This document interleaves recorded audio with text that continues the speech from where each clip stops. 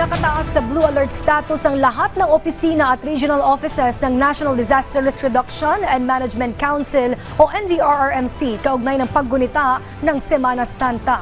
Batay sa Memorandum Order 082, epektibo ang Blue Alert status mula April 12 hanggang April 21, 2025. Layunin nitong maging mabilis ang pagtugon sa anumang insidente o emergency na posibleng mangyari habang marami sa ating mga kababayan ang inaasahang uuwi sa kanilang mga probinsya para gunatain ang mahal na araw.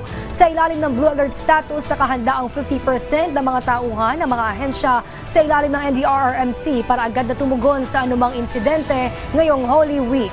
Samantala, mayroon ding mga lugar na nasa Red Alert status na kailangan lalong maghanda sa anumang sakuna na posibleng mangyari. Region 5 po at Region 6 po ang aming naka-Red Alert. The rest po naka-Blue Alert except Metro Manila. Magre-Red Alert ang Metro Manila or minimum Blue Alert.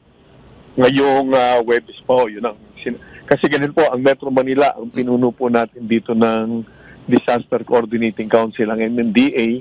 Kami po as chairman pagdating sa Metro Manila. Sa buong Pilipinas, kami po ang pinuno except MMDA at except Metro Manila at BARM.